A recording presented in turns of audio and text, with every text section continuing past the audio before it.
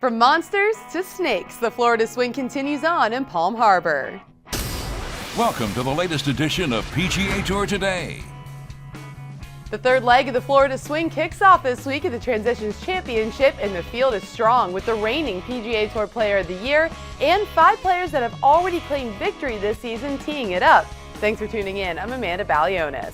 We went from the Blue Monster that showed its teeth at the Cadillac Championship, and now we're moving on to the Snake Pit, the 7th toughest 3-hole closing stretch on the PGA Tour. Holes 16, 17, and 18 played nearly a half a stroke over par in 2011, and it will most likely be a big factor in who claims victory on the Copperhead course come Sunday. It's no surprise that near the top of the list of best performers on that stretch is defending champion Gary Woodland, who played it at 3 under par in his sophomore year in 2011 to claim his first PGA Tour victory. Woodland will begin his title defending week with 2 other players that had victorious breakthrough 2011 seasons, Webb Simpson and Scott Stallings. Simpson was the runner-up to Woodland at the Transitions last year, while Stallings finished 3rd.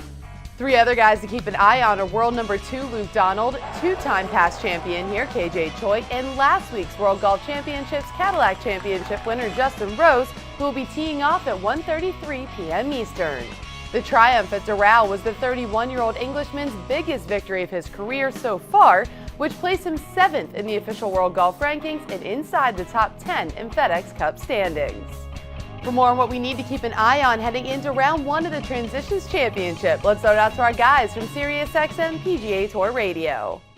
Amanda, what is it about the Florida golf courses? We've gone from the Bear Trap to the Blue Monster, and now we get the Snake Pit, 16, 17, and 18 here at the Copperhead course.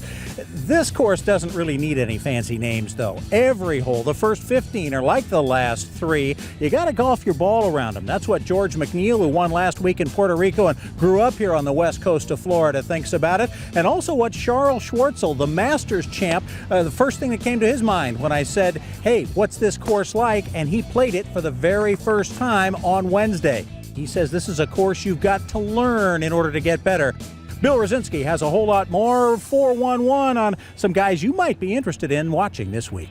Thanks, Bob. Let's start with Justin Rose, who won last week at Doral. I walked with him from the media center to the driving range, and he got handshakes, high fives, low fives from caddies and players alike. It goes to show you what it's like out here. These guys compete against each other, but it's one big fraternity, and Rose agreed. He's very confident going into this golf tournament. Gary Woodland is our defending champion. I asked him about working with Butch Harmon and his swing, and he said, you know what? Almost there. He needed to talk to Butch, work on a new swing. Almost there. We'll see if Gary Woodland can defend. And by the way, Webb Simpson has a stomach virus, so if you got him in your fantasy pool, you might want to reconsider as we get round 1 underway. We've got all the action for you on SiriusXM PGA Tour Radio beginning at noon Eastern on Thursday. Amanda, back to you. Thanks, guys. Be sure to catch live round 1 action from 3 to 6 p.m. Eastern on Golf Channel, and keep an eye out for my interview with Tiger Woods later on this week, where we will talk all about his new video game from EA Sports, Tiger Woods PGA Tour 13.